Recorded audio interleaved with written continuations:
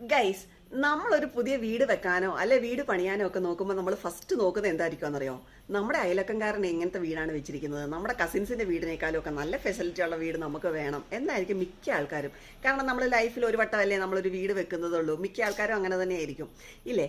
അതിന് നമ്മൾ ആദ്യം ചെയ്യുന്നത് നമ്മുടെ കയ്യിൽ എന്തൊക്കെ ഗോൾഡ് ഉണ്ട്, ബാക്കി എന്തൊക്കെ സേവിങ്സ് ഉണ്ട്, ഇൻവെസ്റ്റ്മെന്റ് ഉണ്ട്, ഇതെല്ലാം കൂടെ പൊട്ടിച്ച് ബാക്കി നമ്മൾക്ക് കുറച്ച് ലോൺ കിട്ടാവുന്നതോടെ കൂട്ടി എല്ലാം കൂടെ സെറ്റ് ചെയ്ത് ഏറ്റവും എക്സ്ട്രീം ലെവലിൽ നമ്മളൊരു വീട് വെക്കും.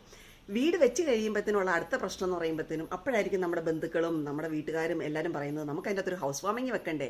ശരിയാണ്, നമ്മൾ ആലോചിക്കുമ്പോൾ നമ്മൾ ആറ്റുനോറ്റൊരു വീട് വാങ്ങിച്ചിട്ട് അതിനൊരു കീർത്താമസം നടത്തിയില്ലെങ്കിൽ മോശമല്ലേ എന്ന് വിചാരിച്ച് നമ്മളൊരു കീർത്താമസം നടത്താൻ വേണ്ടി ഒരു ലിസ്റ്റ് ഉണ്ടാക്കും.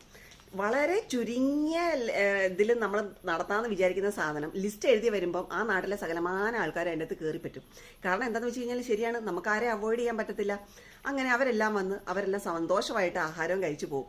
ഒരു 2 മാസം അല്ലെ 1 മാസം കഴിയുമ്പോൾ നമ്മൾ അതിൻ്റെ EMI അടയ്ക്കാൻ തുടങ്ങണമല്ലോ. EMI അടിച്ചൊരു 3-4 മാസം കഴിയുമ്പോൾ തന്നെ നമ്മുടെ മടുക്കും. നമുക്ക് അയ്യോ ഇത് അടച്ചാലും തീരത്തില്ലല്ലോ, കാരണം 20-30 വർഷത്തേനാണ് എടുത്തു വെച്ചിരിക്കുന്നത്. അതിൻ്റെ ഇടയ്ക്ക് വേറെ എന്തെങ്കിലും പ്രോബ്ലം ഫിനാൻഷ്യലി നമുക്ക് വന്നിട്ടുണ്ടെങ്കിൽ, നമുക്കൊരു സെക്കൻഡ് ഓപ്ഷൻ ഇല്ല എങ്കിൽ, അത് ഹാൻഡിൽ ചെയ്യാൻ അത്രയും പൈസ നമുക്ക് അറേഞ്ച് ചെയ്യാൻ പറ്റുന്നില്ലെങ്കിൽ നമ്മൾ ശരിക്കും ആ സമയത്ത് പെട്ടുപോകും. കറക്റ്റ് അല്ലേ? എൻ്റെ ഒരു അഭിപ്രായത്തിലുണ്ടല്ലോ, നമ്മളൊരു വീട് വെക്കുകയോ വാങ്ങിക്കുകയോ എന്തും ചെയ്തോട്ടെ, പക്ഷേ ഒരിക്കലും അത് നമ്മുടെ കഴിവിൻ്റെ ഏറ്റവും എക്സ്ട്രീം, നമ്മൾ ഭയങ്കര വലിയ വീടുണ്ടെങ്കിലേ നമുക്ക് നമ്മുടെ ഫ്രണ്ട്സിനെല്ലാം വളരെ വലിയ വീടാണ് അതുകൊണ്ട് നമുക്കൊരു വീട് വേണം, നമ്മൾ കസിൻസിൻ്റെ ഇടയിലൊക്കെ നമുക്കൊരു വില വേണം എന്നൊക്കെ വിചാരിച്ച് നമ്മുടെ കയ്യിൽ ഉണ്ടെങ്കിൽ കുഴപ്പമില്ല, അല്ലെ നമുക്ക് ഫാമിലി പ്രോപ്പർട്ടി ഒക്കെ കിട്ടാനുണ്ട്, അല്ലെ നമുക്ക് വേറെ എന്തെങ്കിലും ഓപ്ഷനൊക്കെ ഉണ്ടെന്നുണ്ടെങ്കിൽ കുഴപ്പമില്ല. ഇല്ലാത്തവർ നമ്മൾ മറ്റുള്ളവരെ കാണിക്കാൻ വേണ്ടി ഒരിക്കലും അത്രയും വലിയൊരു വീട് വാങ്ങിക്കുകയോ വെക്കുകയോ ചെയ്യരുത്. കാരണം എന്താണെന്നറിയോ, നമ്മളത് വെച്ച് കഴിഞ്ഞാൽ ആ ലയബിലിറ്റി മൊത്തം നമ്മളതിലാണ്. എപ്പം എന്ത് പ്രശ്നം വന്നു കഴിഞ്ഞാൽ നമ്മൾ ഒറ്റയ്ക്ക് തന്നെ ഫേസ് ചെയ്യണം. ഇത്രയും EMI നമ്മൾ അടയ്ക്കണം, ഇതടച്ചില്ലെങ്കിൽ ബാങ്ക് ജപ്തി ചെയ്തുകൊണ്ട് പോകും.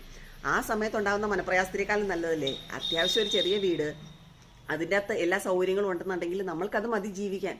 നമ്മൾ ഒരു വലിയ വീട് വെച്ച് അതിൻ്റെ അകത്ത് സമാധാനം ഇല്ലാത്തത് ജീവിക്കുന്നതിലും നല്ലത് ഒരു സാധാരണ ഒരു വീട് വെച്ച് അതിൽ സന്തോഷമായിട്ട് ജീവിക്കുന്നതല്ലേ. പിന്നെ ആ പൈസ ഇല്ല, ആ EMI അടയ്ക്കാൻ നമുക്ക് പൈസ ഇല്ല എന്നുള്ള ടെൻഷൻ വരുമ്പം അത് നമ്മുടെ വീട്ടുകാരുടെ അടുക്കെ തീർക്കൂലേ, ഇല്ലേ? അങ്ങനെ വരുമ്പോൾ അങ്ങോട്ടും ഇങ്ങോട്ടും പ്രശ്നങ്ങൾ വരും, നമുക്കൊരു സമാധാനം ഉണ്ടാവത്തില്ല. അപ്പോൾ എല്ലാവരും അവരവരുടെ കഴിവനുസരിച്ചിട്ട് വീട് വെക്കുന്നതിനോടാണ് എനിക്ക് താല്പര്യം. ഞാനിത് എൻ്റെ അഭിപ്രായം മാത്രം പറഞ്ഞതാണ്. നാളെ ഒരു പ്രശ്നത്തിൽ ഈ ഒരു രീതിയിലുള്ള പ്രശ്നത്തിൽ ആരും പോയി ചാടാതിരിക്കാൻ വേണ്ടി ഞാൻ ജസ്റ്റ് പറഞ്ഞതേ ഉള്ളൂ കേട്ടോ.